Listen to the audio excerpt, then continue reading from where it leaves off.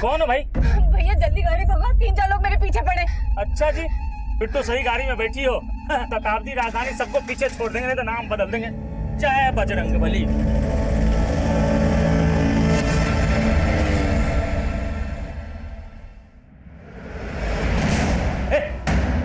मेरे भाई की लाश कहाँ है? मेरे भाई की लाश कहाँ है? मेरे भाई की लाश छोड़ो छोड़ो छोड़ो, क्या कर रहे हो? छोड़ो, क्या कर रहे हो? क्यों कर रहे हो? मुझे मेरे भाई की लाश चाहिए। तो भैया रहे नहीं, ऊपर से तुम लोग मुझे गलत लाश पकड़ा रहे हो। अरे इसे क्या देख रहे हो? यहाँ का इंचार्ज है, इसी ने सब कुछ किया होगा।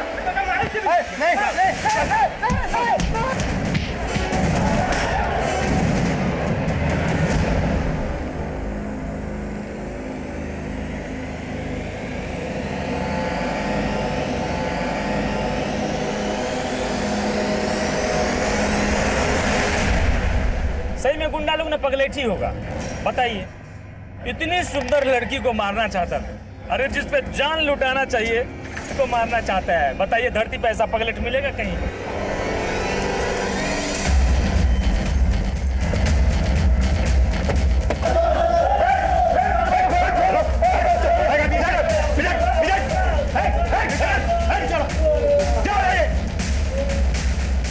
लेकिन सर ये लोग मारपीट कर रहे हैं यार। सर इन्होंने मेरे भैया की लाश बदल दी।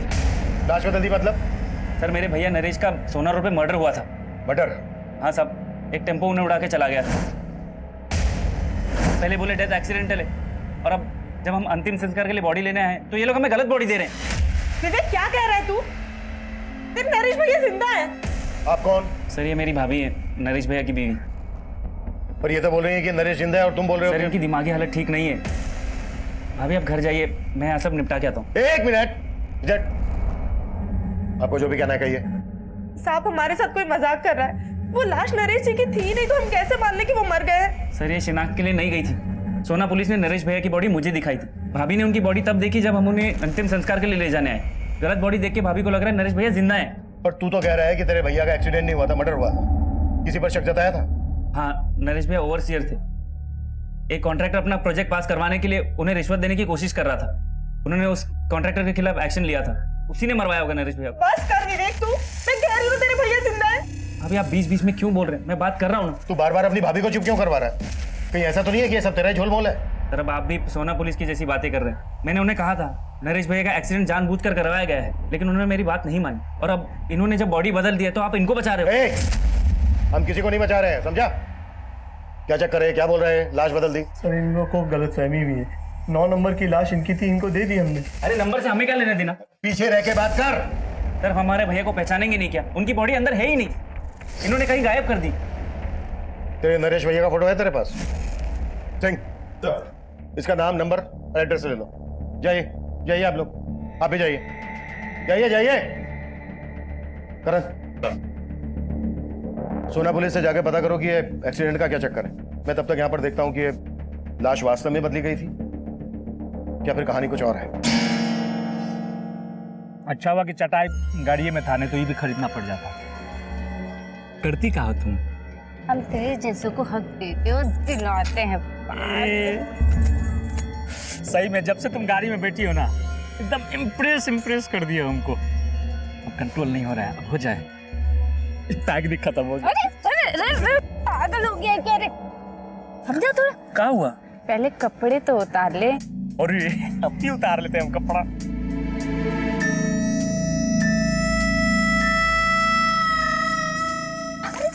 तो अब क्या हुआ? मुझे भी तो कपड़े उतारने दे। अरे तो जल्दी उतारो ना, जल्दी उतारो जल्दी उतारो। अरे कपड़ा लेके कहाँ जा रही हो? ले आ साले, बहुत हक चाहिए था ना तुझे। अब देखी तुझे हक, कुत्ता कमीना कहीं का। मेरी इज्जत लूटना चाहता था तू, मेरी इज्जत। लूट कहाँ रहे थे? हक तो तुम ही दे रही थी ना, हम मांगने गए थे हक। अब आ बाहर कमीना तू। ले कमीना कुत्ता कहीं का साला। साला क्वार्टर पी के चली गई है।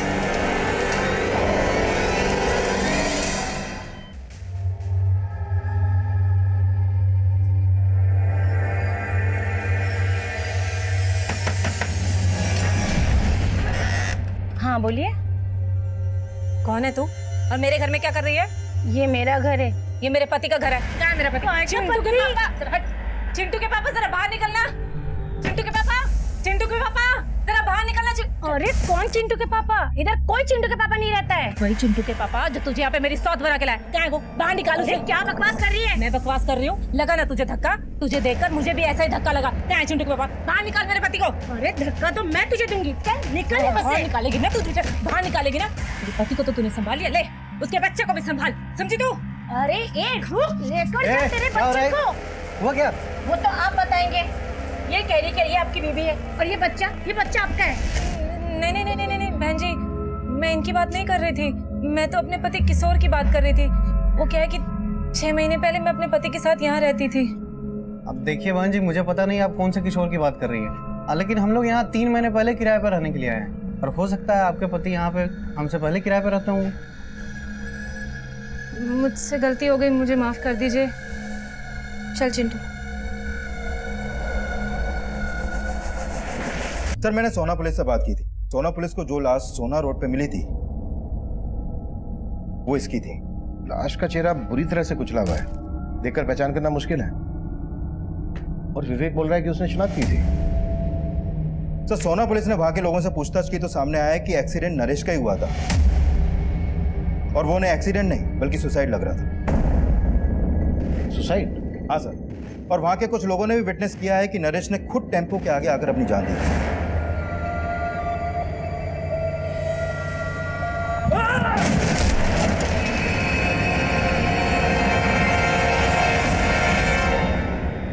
एक तरफ सोना पुलिस को कई ऐसे आई विटनेस मिले थे जिन्होंने नरेश को सुसाइड करते हुए देखा था, वहीं दूसरी तरफ नरेश का छोटा भाई विवेक बोल रहा था कि नरेश का मर्डर हुआ था और नरेश की पत्नी मालती का मानना था कि नरेश मरा ही नहीं, जिंदा है।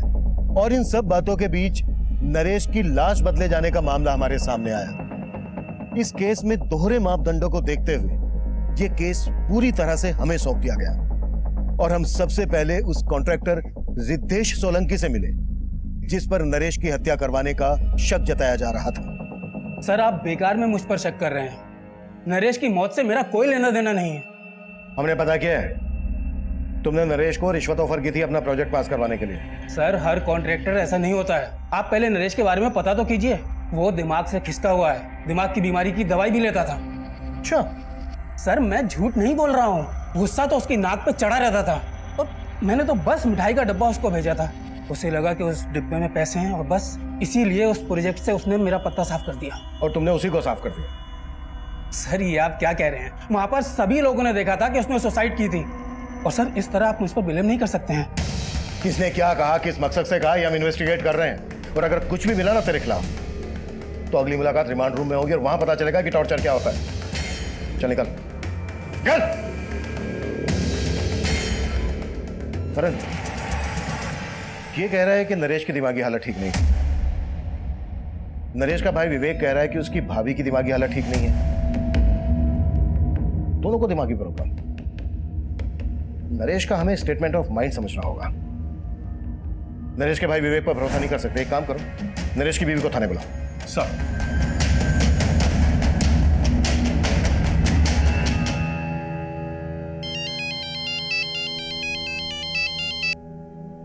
हाँ दिनेश बोलो। दी तुम अब तक गाँव नहीं आई वापस? नहीं दिनेश, जब तक किशोर जी का पता नहीं लग जाता हम गांव नहीं आएंगे वापस। अरे दीदी कोई फायदा नहीं है वहाँ रुकने का, जीजा जी अब मिलने वाले नहीं है। क्यों क्यों नहीं मिलने वाले? अरे दीदी उनने अपना पता बदल दिया और तुम्हें बताया तक नहीं। अब कैसे उन पर भरोसा कर सकती हो? मैं बोल रहा हूँ वो तुम्हें धोखा देके गायब हो गए। अब वहाँ भटकने का कोई फायदा नहीं है, चुपचाप गाँव वापस लौट आओ। देखो दिनेश, हम गांव वापस नहीं आएंगे और वैसे भी जहाँ किशोर जी काम करते हैं उस फैक्ट्री का हमें पता चल गया है। हम वहीं जा रहे हैं उनके पास। दीदी हेलो मम्मी मुझे भूख लग रही है।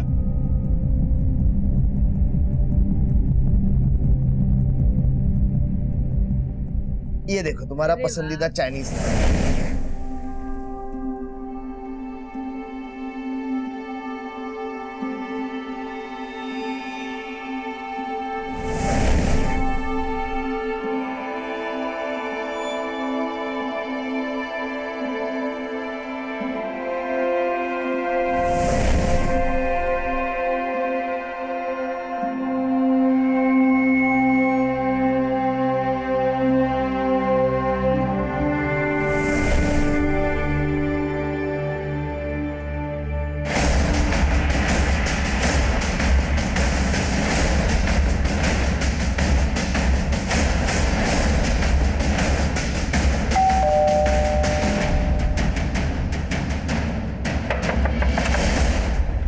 खोलने में इतनी देर क्यों लगा दी?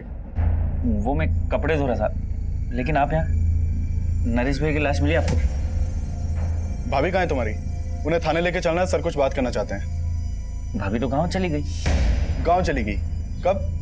आज सुबह। उनकी हालत बहुत बिगड़ती जा रही थी, इसीलिए उन्हें मायके भेज दिया। 2-4 दिन में आ जाएंगी। लेकिन आपने बताया नहीं, नरेश भैया की लाश मिली आपको? वो हम पता लगा रहे हैं, लेकिन जब भी तुम्हारी भाभी आ जाए उन्हें थाने लेके आ जाना।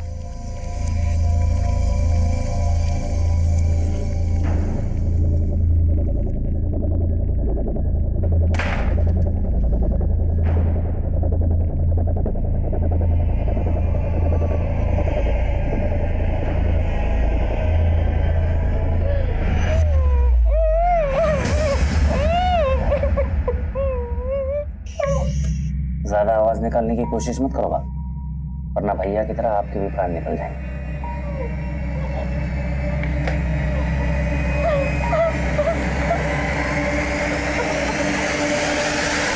Excuse me sir. सर मैंने हॉस्पिटल के मॉर्ग का रिकॉर्ड स्टडी किया।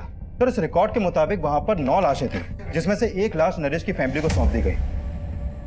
सर उस दौरान उस लाश के अलावा कोई और लाश मॉर्ग रूम से बाहर गई नहीं। सर इसीलिए वो बोल रहे हैं कि नरेश की लाश किसी और लाश से बदल जाए। ऐसा हो ही नहीं सकता। हो सकता है उन्होंने लाश बदली और किसी वजह से छुपा रहे हैं। करें मॉर्ग रूम के एक आदमी की डिटेल निकाल। सर मे आई कम इन सर?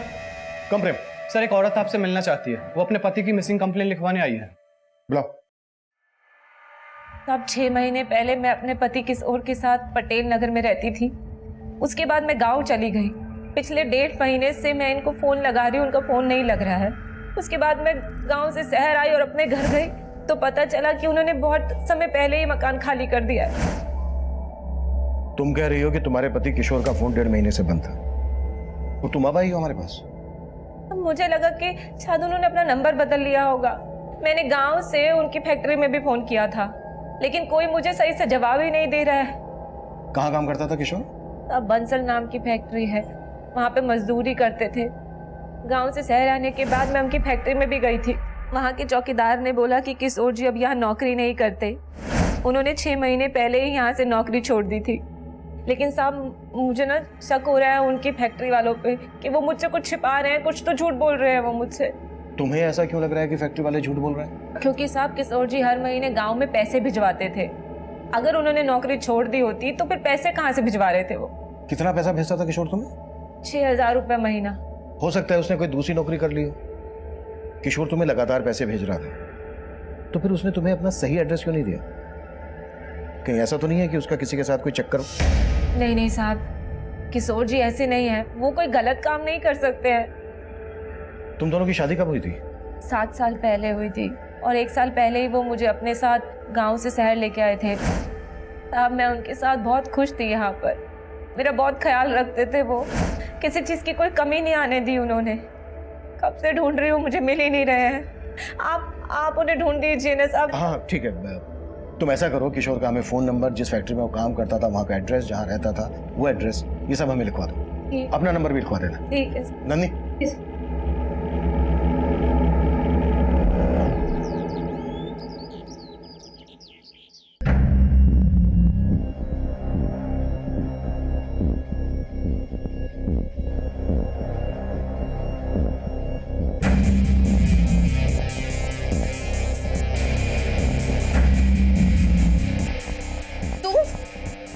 तू यहाँ क्या कर रही है? चल निकल यहाँ से। अरे कहाँ हुआ खुशबू? काय शोर मचा रही हो?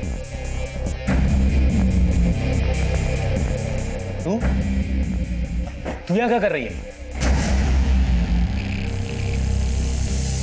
तुम क्या देख रहे हो? आरती उतारोगे क्या इसकी? निकालो बाहर इसे। ऐसे नहीं मारेगी, चल निकाल। छोड़ो, छोड़ो मुझे। कहाँ लेके जा रहे हो तुम? मुझे तेरी जगह दिखाने। छोड़ो मुझे। चल छोड़ो। बोला ना, चल।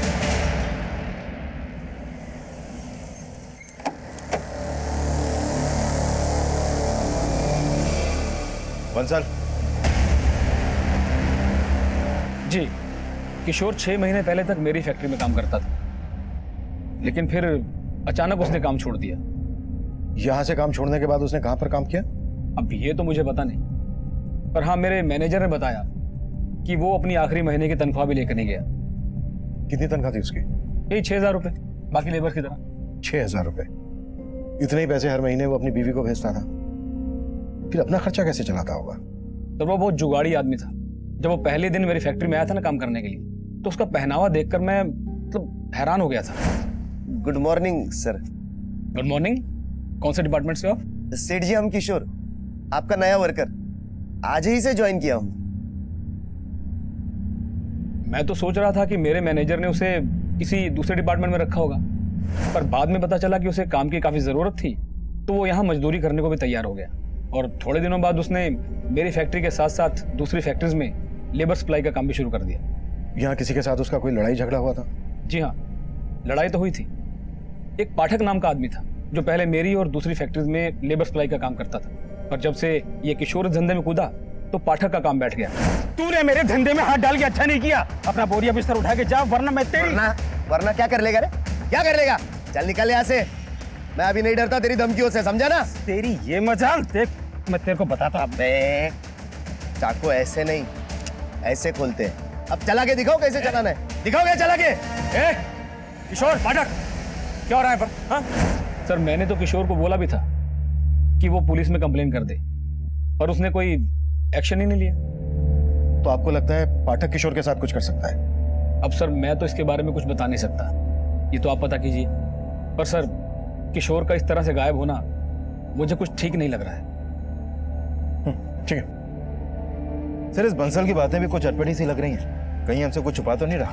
पता करो इसके बारे में, और फैक्ट्री के दूसरे स्टाफ से भी बात करो, और बंसल जिसका नाम ले रहा है पाठक, उससे भी मिलो। सर,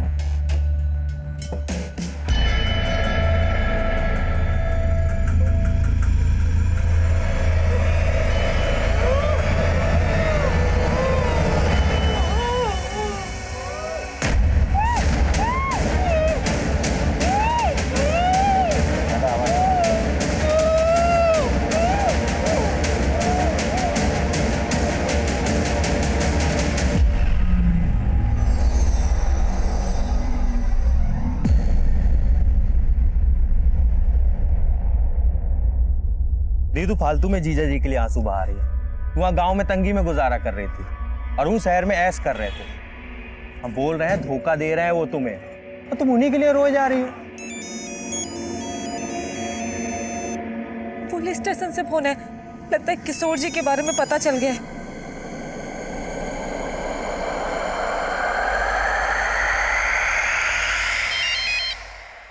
हाँ सिंह। सर, मैंने पाठक के बारे में पता किया। वाकई किशोर से उसका 36 का आंकड़ा था। उठा लाओ। सर, वो काफी दिन से गायब है। सर, गुरुग्राम रेलवे स्टेशन के पास उसकी एक दुकान है, लेकिन दुकान भी काफी दिन से बंद पड़ी है। किशोर फिलहाल कहाँ रह रहा था, कुछ पता चला? सर, उसका मोबाइल नंबर उसके पुराने एड्रेस पे रजिस्टर्ड है, लेकिन सर वो घर उसने 6 महीने पहले ही छोड़ दिया था। किशोर अपनी वाइफ को हर महीने पैसे ट्रांसफर करता था। उसके बैंक अकाउंट से उसका एड्रेस पता करो। ओके? जय हिंद सर। जय हिंद। सर, मैंने किशोर की बीवी से बात की। वो पाठक के काम से जुड़ी कोई भी बात नहीं जानती है। नरेश की बीवी आने वाली थी, कब आ रही है? हाँ सर, विवेक ने बोला तो था कि वो कल गांव से आने वाली है। और सर, इस मॉग इंचार्ज के बारे में भी कई बातें पता चली हैं। जैसे? उसके कॉल रिकॉर्ड में एक सस्पिशियस नंबर मिला है जो कई दिनों से बंद है। किसका नंबर है? सर, वो नंबर इस महेश नाम के लड़के का है। इसके घर में भी ताला लगा है। और सर, मैंने इस मॉग इंचार्ज के घर पे भी नजर रखवाई थी। सर, इसका लिविंग स्टैंडर्ड काफी हाई है। जितनी आमदनी नहीं है उससे ज्यादा तो खर्चे हैं इसके। मैंने भी नोटिस किया था, काफी महंगा स्मार्टफोन था उसके हाथ में, वो चेन सब पहने थे। एक मॉर्ग इंचार्ज के पास इतना पैसा, कुछ तो है जो ठीक नहीं है। तुरंत उठा लो और तोड़ो। सब बोलता हूँ सब बोलता हूँ साहब। दरअसल मैं लाश बेचने का धंधा करता हूँ साहब। जो लावारिस लाश मेरे मॉर्ग में आती है, जिनकी शिनाख्त नहीं होती, सरकार हमें उनके क्रियाक्रम करने के 5,000 रुपए देती है। वो पैसे मैं जेब में रख लेता हूँ और लाश बेच देता हूँ साहब। किनको बेचता वो लाश? प्राइवेट मेडिकल कॉलेजेस को साहब। वो रिसर्च करने के लिए लाश खरीद लेते हैं। ये नरेश की लाश कहाँ है? वो गलती से मेडिकल कॉलेज चली गई, वहाँ दूसरी लाश जानी थी। कौन सी लाश? महेश नाम का एक लड़का है जो मुझे वो लाश सप्लाई करता है जिनका कोई रिकॉर्ड नहीं होता। कुछ दिनों पहले उसे एक लाश मिली थी जिसे मैंने 10,000 रुपए में खरीदा। महेश का मिलेगा अभी? सर, वो पता नहीं, जब से उसे इन सब का पता चला है तब से वो गायब हो गया सब। हॉस्पिटल चल के वो लाश हमें दिखा अभी। और हाँ, उस मेडिकल कॉलेज का नाम क्या है?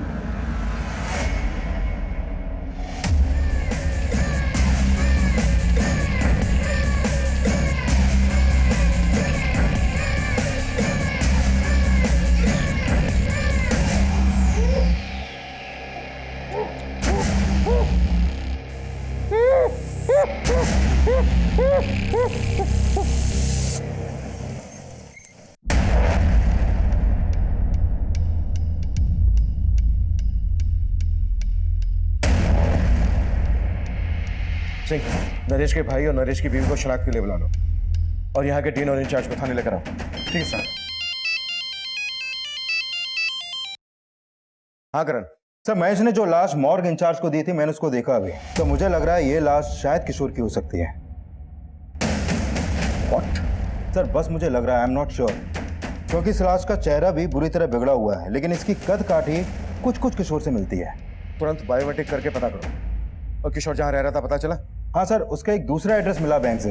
ठीक है, उसके एड्रेस पे जाके देखते हैं। मुझे एड्रेस मैसेज करो। सर, नरेश के भाई के नंबर पे कॉल किया, उसका नंबर नहीं लग रहा है। नरेश का भाई बोल रहा था कि उसकी भाभी गांव से आकर हमसे मिलने वाली थी, वो भी नहीं आई। सिंह, उसके घर जाके देखो। ठीक है सर। साहब, क्या हुआ? साहब, उस लड़की ने मेरा जीना हराम कर दिया। कौन लड़की? साहब, उसने मेरे घर से गहने जेवर सब चुरा लिए और मुझे बांध के भाग गई। अरे वो तो ठीक है, लेकिन ये बताओ कौन है वो लड़की? वो इनकी बेटी है सर, और वो कोई नहीं, वो मैं। ये रहे वो गहने जो मैंने अपने ही घर से चुराए।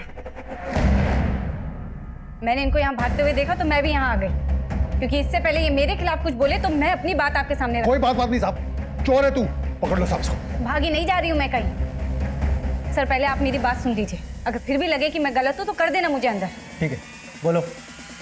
बेटी हूँ मैं इनकी, और इनकी जायदाद पर कानूनी मेरा भी अधिकार है, लेकिन इनके बेटे और इनकी बहू यानी मेरे भैया और भाभी मुझे मेरा हक देना ही नहीं चाहते।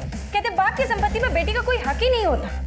और जब मैंने कहा कि मैं कोर्ट का दरवाजा खटखटाऊंगी तो मेरे इस बाप और जो घर में बैठा है भाई, इन दोनों ने मेरे साथ बहुत ज्यादती की।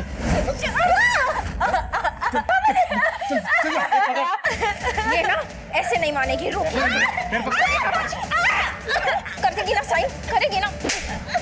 खोल खोल मुट्ठी, नहीं तो मैं तेरा हाथ ही काट डालूंगी आज। और जब मैंने कोर्ट जाने की बात की तो इन लोगों ने जबरदस्ती कागज पे मेरा अंगूठा लगवा लिया। देख संध्या, तू सही नहीं कर रही है। और तुम ठीक कर रहे हो। देखो, तुम किसी से जबरदस्ती नहीं कर सकते। तुम्हारे घर का मामला है, शांति से सुलझा लो, क्योंकि अगर हमने दखल दिया ना तो बहुत दिक्कत होगी तुम्हें, समझे?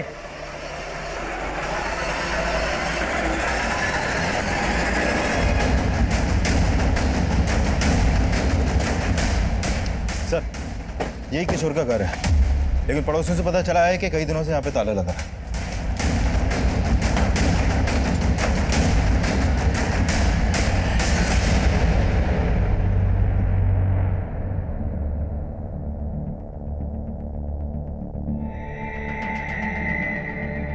हाँ ठीक है, थैंक यू। सर, अंदर तो कुछ भी सस्पिशियस नहीं मिला। ये भी कम सस्पिशियस नहीं है कि जो आदमी 6 महीने पहले तक एक फैक्ट्री में मजदूर था, उसके बाद लेबर सप्लाई का काम करने लगा, वो इतने ठाठ से रहता हो। इस किशोर का करेक्टर को समझ में नहीं आ रहा है। शायद 2 नंबर का काम करता हो। किशोर की कुंडली निकालो और आसपास में भी पूछताछ करनी है।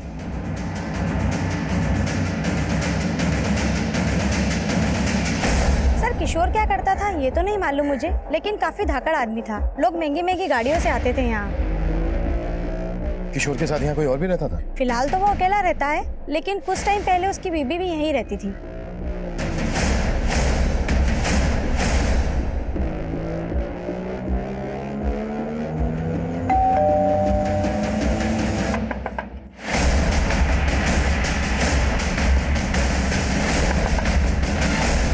सर आप?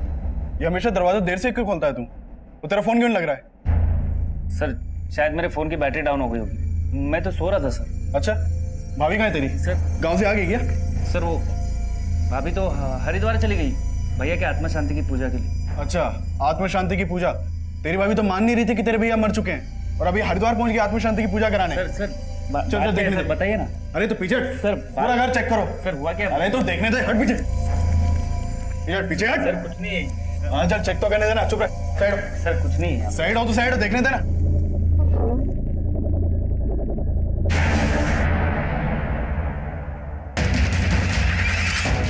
मालती, नंदिनी जल्दी आओ। पकड़ इसको।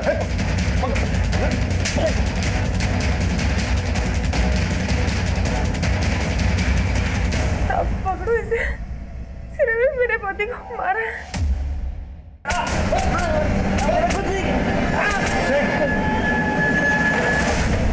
सर बोल रहा हूँ मैंने चल बोल। कुछ नहीं किया साहब। कुछ नहीं किया? साहब मैंने कुछ नहीं किया साहब, मैंने कुछ नहीं किया। सिंह, उल्टा लटकाओ इसको। साहब साहब रुको साहब बता रहा हूँ, सच बता रहा हूँ साहब। चल बोल। अब मैंने सच्ची अपने नरेश भैया को नहीं मारा, लेकिन हाँ उनकी मौत के बाद उनकी जायदाद का लालच हो गया था मुझे। लेकिन मौज वालों ने गलत बॉडी दे दी। मैं तो वो लाश लेके भी चला देता, लेकिन भाभी बोलने लगी वो लाश नरेश भैया की नहीं है। लेकिन तूने अपनी भाभी को किस मकसद से बंधक बना के रखा था? अब भाभी पहले से ही पागल थी, और उस दिन के तमाशे के बाद मेरा दिमाग खराब हो गया था। मैंने सोचा उन्हें दवा दे के पूरा पागल कर दूं और खुद अकेले सारी संपत्ति का मालिक बन जाऊं। हो सकता है इसी मकसद के लिए तूने अपने भाई का एक्सीडेंट करवाया हो। नहीं साहब, इसमें मेरा कोई हाथ नहीं। मेरा यकीन कीजिए, मैंने अपने भैया को नहीं मारा।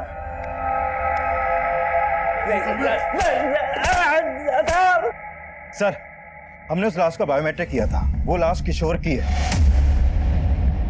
और उसके आधार कार्ड पे उसके गांव का एड्रेस है। यानी अब यह कंफर्म हो गया है कि किशोर का मर्डर हुआ है, और वो लाश जो महेश ने मॉर्गन चार्ज को दी थी वो किशोर की थी। महेश के बारे में कुछ पता चला? सर, हमने अपने खबरियों को उसे ढूंढने के लिए लगाया हुआ है, और सर ये भी पता चला है कि किशोर की बीवी अब यहाँ नहीं है। वो कल अपने भाई के साथ गांव चली गई थी।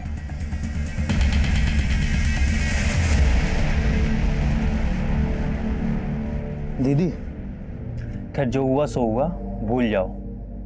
हमको तो बस एक ही बात का डर है, अगर पुलिस वालों को उन बातों का पता लगा ना तो सिर्फ हम पर नहीं आप पर भी शक करेंगे। इसीलिए हम मना किए थे, मत जाओ पुलिस वालों के पास।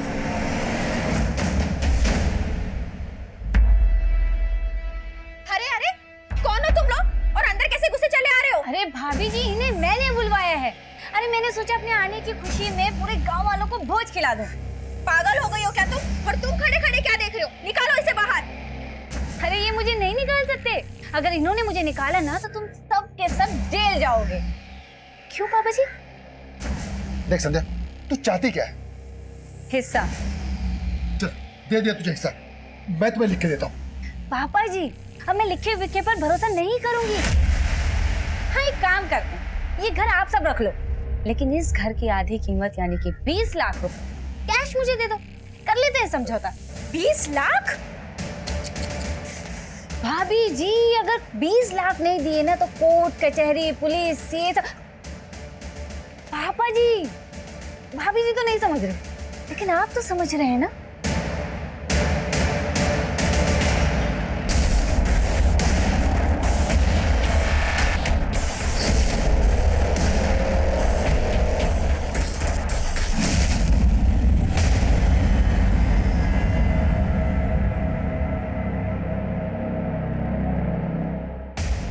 हमें तो पहले ही लग रहा था कि किशोर के साथ कुछ ऐसा ही हुआ होगा। तो तुम मान रही थी कि किशोर का मर्डर हुआ था? इसे जानती हो? कौन है ये? हमें शक है कि किशोर के मर्डर में इसका हाथ है, लेकिन किशोर को मरवाने में दिमाग किसी और का है। सर, किसकी बात कर रहे हैं आप? हमें यह भी पता चला है कि किशोर गुरुग्राम में एक आलीशान बंगले में रह रहा था अपनी बीवी के साथ। बीवी के साथ? सर,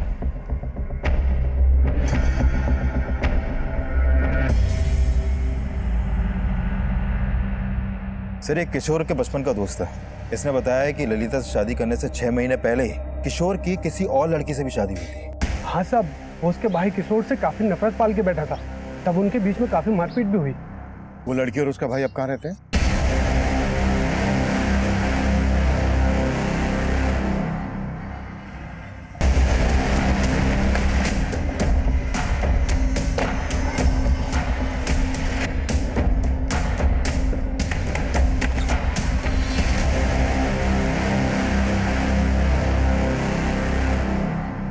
दिए थे हम धमकी किशोर को। मेरी बहन से दूर रहना, वरना जान से मारेंगे। देखो ये चल। उसके बावजूद वो हमारी बहन को भगा ले गया। लेकिन सर इस बात को सालों बीत चुके हैं, अब ये सब क्यों पूछ रहे हैं आप? क्योंकि किशोर का मर्डर हुआ और पता चला कि किशोर नहीं बल्कि तुम्हारी बहन संध्या उसको अपने साथ लेकर भागी थी और शहर जाकर किशोर को छोड़ के वो फिर से किसी और के साथ भाग गई। और अभी 6 महीने पहले वो वापस किशोर की जिंदगी में आई और अभी रिसेंटली उसको किशोर के साथ गुरुग्राम के एक घर में देखा गया। उसी के बाद हमें किशोर की लाश मिली। कहाँ है संध्या? सर हमें नहीं मालूम। मालूम नहीं है, कहीं छुपा के रखा है उसे। अरे सर हम क्यों छुपाएंगे, हम तो उल्टा उससे पीछे छुड़ाना चाहते थे। आई थी वो यहाँ, लेकिन 6 महीने पहले।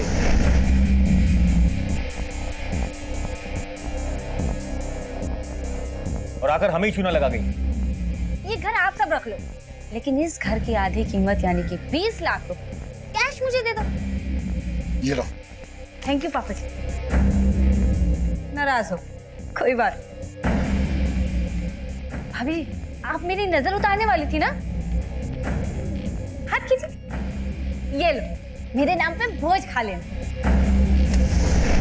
संध्या यहाँ से कहाँ गई थी? जी सर हमें कुछ नहीं मालूम और हम मालूम भी नहीं करना चाहते वो कहाँ है। आपको उसके साथ जो करना है आप कीजिए।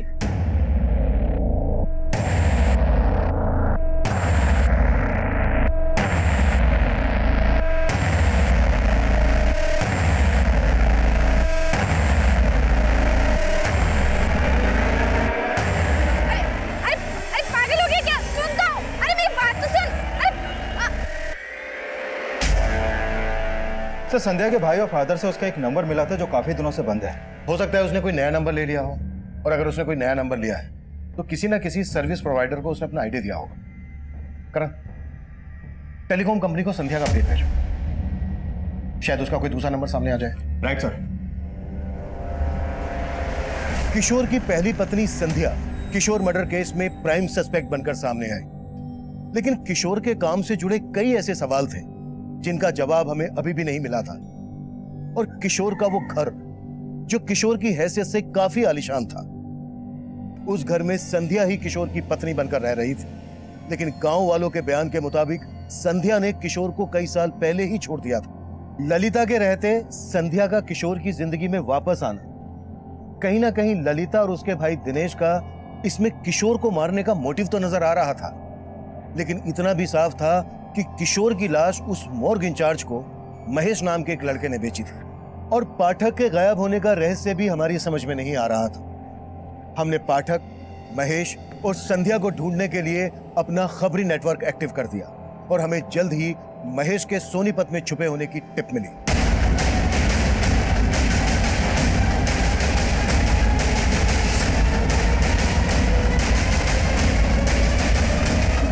साहब मैंने कुछ नहीं किया साहब। साहब मैंने कुछ नहीं किया साहब। साहब मैंने किशोर को नहीं मारा। मैं जानता तक नहीं कि उस आदमी का नाम किशोर था। यकीन मानिए साहब, मुझे उसकी लाश मिल गई थी जो मैंने मॉर्ग इंचार्ज को भेज दी बस। कहाँ मिली थी लाश? साहब करीब 20-25 दिन पहले एक टेम्पो वाले को लाश फेंकते हुए देखा था मैंने।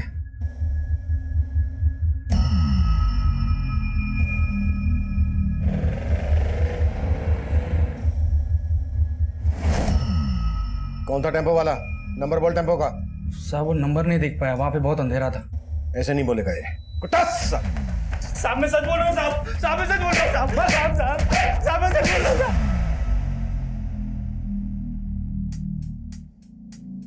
साले सब कमीने निकले।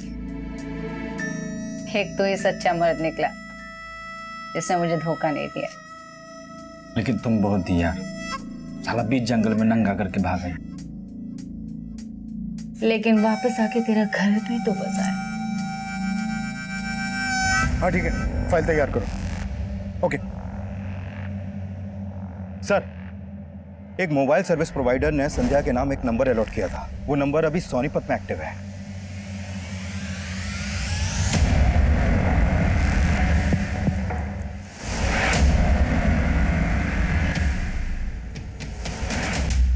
बच्चा देगी हमको। बोलना कितने बच्चे चाहिए तुझे? एक टेम्पो बाहर खड़ा है उसके लिए और एक दूसरा लोन पे लेने वाले हैं। बस 2, हम 2 हमारे 2। सॉरी यार, वो तो नहीं हो पाएगा क्योंकि अब पूरी जिंदगी जेल में गुजरने वाली है तुम्हारी। ये प्लान तो कैंसिल। चाहती थी। मैंने किशोर को प्यार के जाल में नहीं फंसाया सर, बल्कि सच तो यही कि मैं उससे बहुत प्यार करती थी, लेकिन उसके दिल में मेरे लिए प्यार नहीं। उसके लिए मैंने अपना घर छोड़ा, उससे भागकर शादी की, और उस कमीने ने मुझे कोठे पे बेच डाला। मुझे नहीं जाना, छोड़ किशोर, जिंदगी बर्बाद कर दी। छोड़ दो, मुझे नहीं जाना, मुझे नहीं जाना। पूरे 7 साल नरक की जिंदगी जी है मैंने सर। फिर 6 महीने पहले मैं किसी तरह वहां से भाग निकली।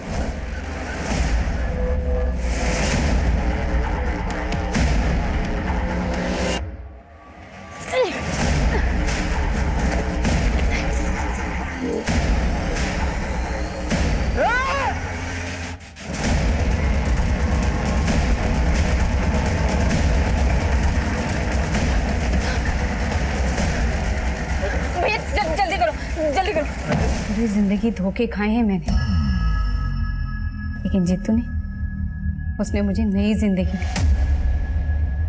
उन लोगों से भागकर सालों बाद मैं अपने घर लौटी थी, और मेरे घर वालों उन्हें जानवरों की तरह मुझे घर से निकाल दिया। लेकिन मैं भी उनसे अपना हक लेके ही मानी। लेकिन पिछले 6 महीने से तुम गुरुग्राम में किशोर के साथ उसके घर में रह रही थी, उसकी जिंदगी में फिर से एंट्री मारी, उसे बदला लेने के लिए उसे मार डाला। मैंने उसे नहीं मारा है सर। हाँ, मैंने उसकी जिंदगी में एंट्री ली, बदला भी लिया। उसने मुझे बेचा था, मैंने भी उस कमीने को 10 लाख में बेच डाला। बेच डाला? किसे बेच डाला? हाँ, मैं उससे बदला लेना चाहती थी, इसीलिए झूठ के सहारे मैंने उसकी जिंदगी में एंट्री मारी।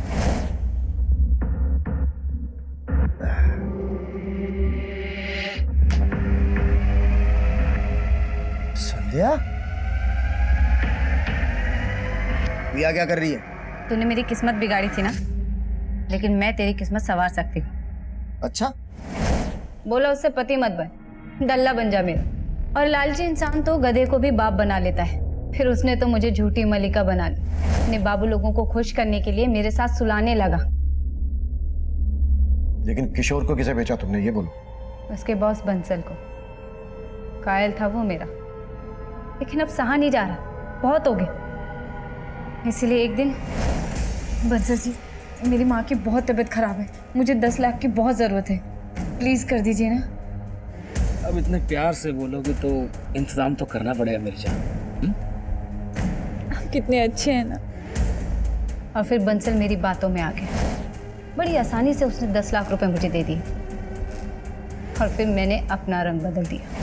संध्या, कहाँ है तू? तू मेरा फोन क्यों नहीं उठा रही? संध्या, तुझे पता है ना तेरे बिना मेरा। आपको आपकी तन्हाई मुबारक हो बंसल साहब, अब मैं नहीं आऊंगी। मतलब तू मेरा 10 लाख रुपए लेके चंपत हो गई? अरे 10 के बदले किशोर भी तो दिया है, उसे रख लो। संध्या, संध्या मेरी बात सुन।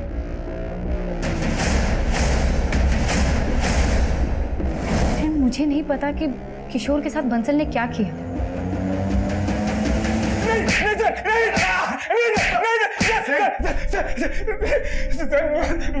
मैंने किशोर को नहीं मारा सर। अच्छा?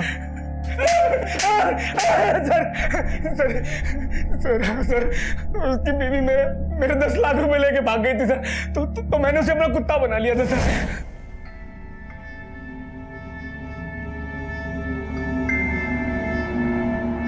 पर एक दिन उसने भागने की कोशिश की सर।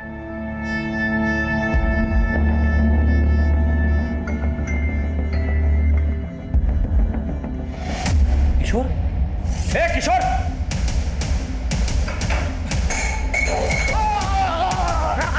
भागेगा? साहब कहाँ जाए भाग के? नहीं साहब, कहाँ जाएगा?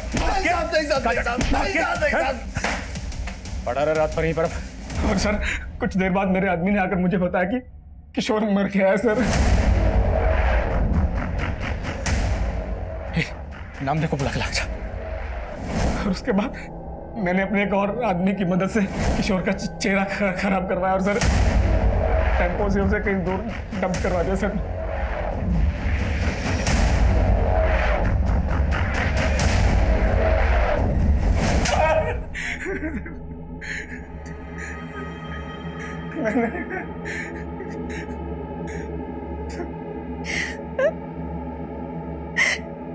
किशोर जी, मेरे साथ भी यही सब करते थे। मुझे अपने दोस्त के साथ सुलाते थे वो।